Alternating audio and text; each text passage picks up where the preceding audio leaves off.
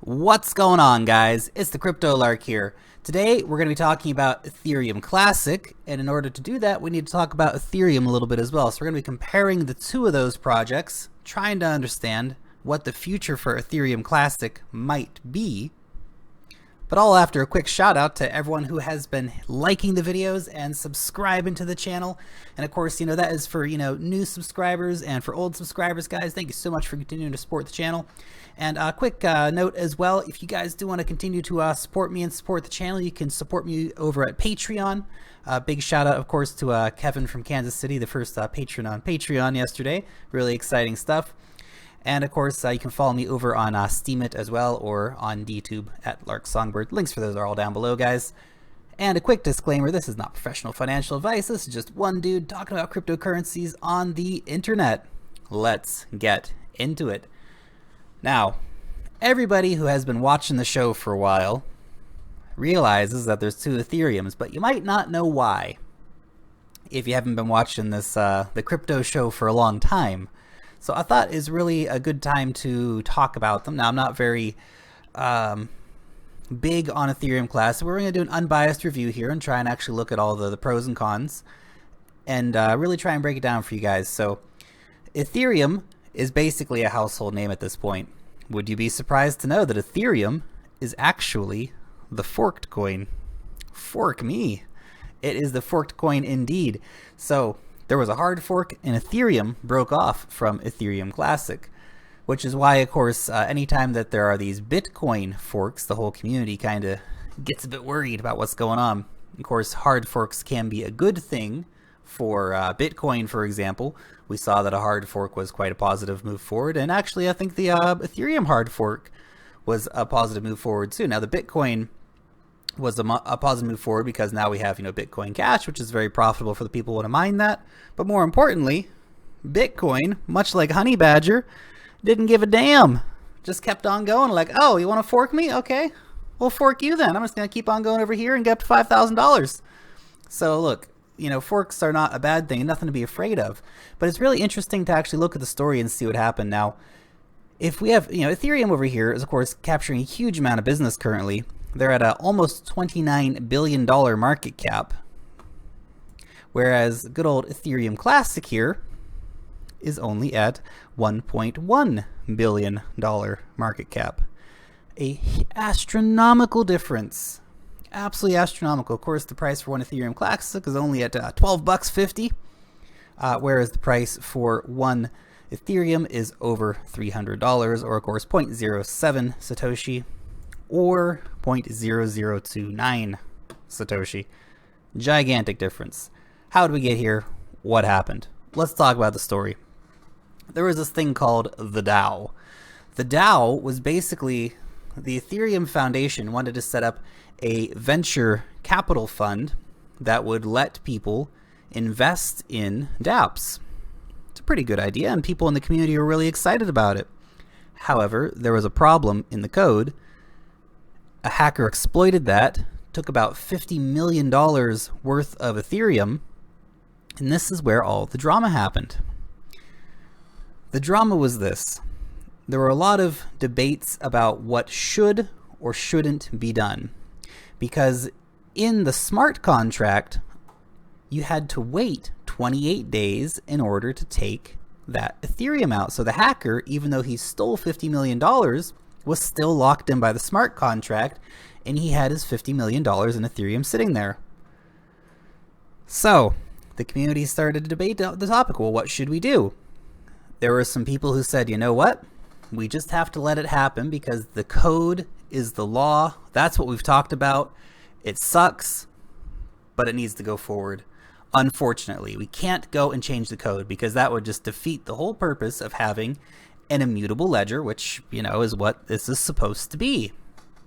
Whereas another camp in the Ethereum community came out and said, no, that's ridiculous. We're not going to let this guy get away with $50 million of people's money. When we were the ones who were promoting and trying to guarantee that project, we're going to, change the code. We're going to refund the people their money. And this is where the split happened. Right? There was talk of a soft fork, but the soft fork had its own problems. So in the end, a hard fork was decided, and Ethereum Classic kept moving forward with the original coding, you know, without breaking the immutable ledger, so to speak. And Ethereum, as we know it today, Ethereum Foundation Ethereum became actually the hard fork. It was the forked coin from the code because they changed the code. So it's a very interesting story what happened. And there's a lot of pros and cons to this, but I did just want to give you guys a quick comparison as well, since, you know, they're both mineable coins. Currently, if you are mining Ethereum, and you've probably seen a massive decrease in your mining profitability recently, but if you are mining Ethereum, you will be getting about $1,500 or 5 Ethereum per year. Or if you're mining Ethereum Classic, you'll get 129 Ethereum Classic for that same amount. So if you really are a big believer in Ethereum Classic and think that it's gonna, you know, massively profit over time, Ethereum Classic is definitely the way to go, because you get almost no Ethereum mining these days because the difficulty has increased so much. Now, what gives value to Ethereum? Why is Ethereum Classic only $1 billion and Ethereum is $29 billion? You guys know the answer. It's all about these ICOs. It's all about the business. It's all about people actually using it. It's really hard to find a list of any ICOs that have been done on Ethereum Classic. I found a small list here. Nothing I've ever heard of, which is fine. You don't have to have heard of them. But nevertheless, there's not really much going on the in terms of the ICO space with Ethereum Classic. If you come over here and look at ICO Alert, let's just go down through the list here for a minute. Just let this have a look here. We're still going.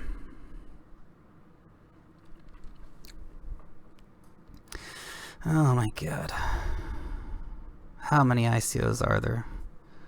Jeez Louise. Still going.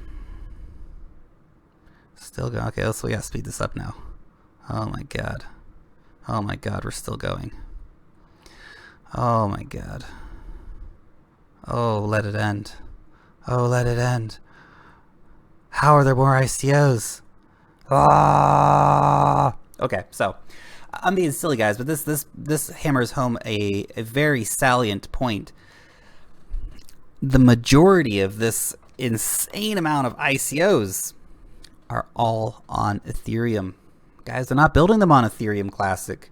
And I don't care where you stand in the ideological debate, business is deciding, the market is deciding who the winner is going to be here.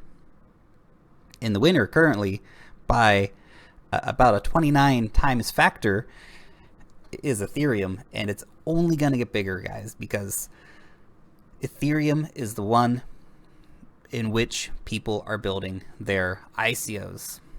That's where it's happening. It's the network that's being used, and you can't argue with that.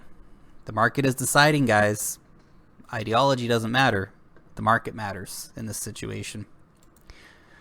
All of you guys probably have heard of Vitalik. That's this guy here. He's a pretty famous dude. Very, very few of you have probably heard of Barry. Barry is the one who is backing Ethereum Classic. Now, there are a few other people involved. Quite a few of the original team from Ethereum went with the hard fork Ethereum and are now, continuing to work at the Ethereum Foundation. A much smaller group stayed with Ethereum Classic, those sort of ideologues who didn't want to let the code be changed, essentially. And those guys kept on keeping on, basically.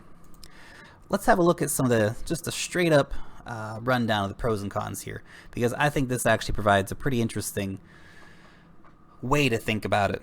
So what are the pros of Ethereum Classic? You got the philosophical purity. Great. That's worth something, I suppose. It does have some backers. It's not that there are no names involved. It's capped at 210 million. Currently, Ethereum is uncapped.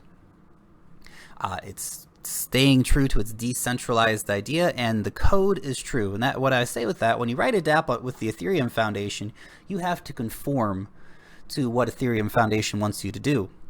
When you do it on Ethereum Classic, you have more freedom to, stay true to your coding. Now, what are the big cons here?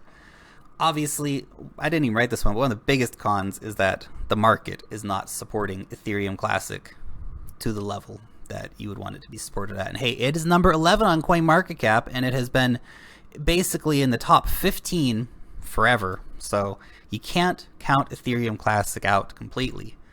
If you look at the daily trading volume, it's huge, $122 million in 24 hours. That is nothing to be shy about. And if you look at the trading volume with Ethereum, $565 million in 24 hours.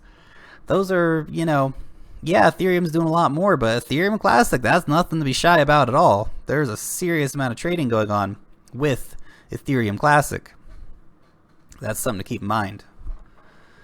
Okay. Of course, Vitalik and a few of the other, actually a lot of the rest of the original Ethereum team have left. There will be no updates. Well, there will be updates. I don't want to say there won't be updates, but Ethereum is about to go from being the market leader to like the untouchable market leader in this sphere. Things like the zero knowledge proofs, the Raiden network, moving to part proof of stake, all of this stuff is just going to propel Ethereum beyond anything that really can be imagined right now. It's going to become such a big player that really Ethereum Classic just isn't going to be able to compete realistically with the kind of updates that Ethereum is coming up with and the kind of big backing that Ethereum has. And it just really lets me know that there is really a lack of use cases for Ethereum Classic moving forward. And look, it still does have that Ethereum coding. So yeah, you can hop on there and, write your dApps. You can hop on there and launch your ICOs, but it's just not getting the market behind it. Obviously, some of the pros with Ethereum itself, massive growth in the market. Obviously, Vitalik and a lot of those key players are still there. The updates are constantly happening. I know we talk about a lot on this program. You see a lot of people talking about it because that stuff is really, really, really important. More people are mining it. That's not necessarily so important going forward, because they will be switching over to proof of stake, at least partially, right? There's major companies involved with Ethereum, which you could look at and say that's a con too, because I know a lot of us in the crypto space were sort of, anti-corporation and anti-big business, but nevertheless, $29 billion versus $1 billion. Ethereum is backed by some major companies out there, guys. Some of the cons of Ethereum: it does go against the principles of the blockchain. The code is law was how the DAO was advertised to people, and they basically immediately broke that agreement as soon as something went wrong. And so again, that is one of the things. They have changed the code, and they might do it again in the future. Again, is that necessarily a bad thing? I don't know. Sometimes things need to change. I personally feel like it was the right decision for them to make over at Ethereum, and I understand all the ideologues who said, okay, Ethereum Classic, this is the coin, this is the one I'm sticking with, we're not changing the blockchain, we have to stay true to our principles. I get it, but then there's business, guys. So there's this definite ideological battle in that way between the two coins. Some people say that the refund of those $50 million worth of Ethereum tokens was essentially a bailout. And a lot of people disagree with such concepts. Ethereum currently is uncapped, so it will continue to inflate over time. But to be honest, the regular rate of new Ethereum being generated is so small. I don't think it's a big issue. Mining is becoming super difficult, and the proof of stake won't probably have a gigantic payout either. So I feel like inflation's under control, and that's not such a big deal. Now look, some of the perhaps the biggest cons of Ethereum are that you need to use the Ethereum Foundation code, and it's got that centralized control of the Ethereum Foundation. whether those should be concerns of yours as an investor, whether if you are planning on going and launching your ICO, your DApp over there, that should be a concern of yours as well. I don't know. I don't see it as being a big concern, but I did want to present the facts here for you guys so you can have something to think about. And I got to thinking about it. You know what I kind of felt like? Yahoo versus Google. You guys remember Yahoo? That thing? They still exist. Would you believe that? Yahoo's still going. Yahoo's still going. They make about $1 billion a year. In fact, that is almost the same. Of course, not the market cap of Yahoo, but that, you know, they make about $1.3 billion a year. Whereas Ethereum is more like the Google, right? And currently Google's worth $645 billion. Obviously, Ethereum has a long way to go to catch up with Google, but nevertheless, I think it provides a decent comparison moving forward in the space that, look, Ethereum Classic, I understand why those guys did what they did. I don't think that the market supports it. And yes, I know there's a huge trading volume for Ethereum Classic, and we've seen some good run-ups on the price recently. I just don't think that long-term Ethereum Classic is going to have that kind of staying power. And look, hey, it might be a top 20 currency or a top 30 or a top 40 or a top 50 currency for years and years and years. But I don't know. I think Ethereum is just going to, you know, be $100 billion, you know, in a year's time as more and more and more business comes to Ethereum versus Ethereum Classic. They're just not getting that critical mass of business. And you really need that. You really, really need that, guys. That's, again, something totally important. Anyway, maybe I'm totally wrong. Maybe you disagree with me. Maybe the code should be immutable. Maybe, you know, Ethereum is basically, you know, corporate devil in disguise. You guys let me know about it in the comments section down below. I know you will. And I really appreciate, you know, all the comments on the videos. And I really appreciate all the discussions that go down in the comment section. It's awesome. We all learn together. It is the crypto community, guys, and it's a great place. Thank you for joining into the video today. I hope you really enjoyed it. Long live the blockchain, and peace out till next time.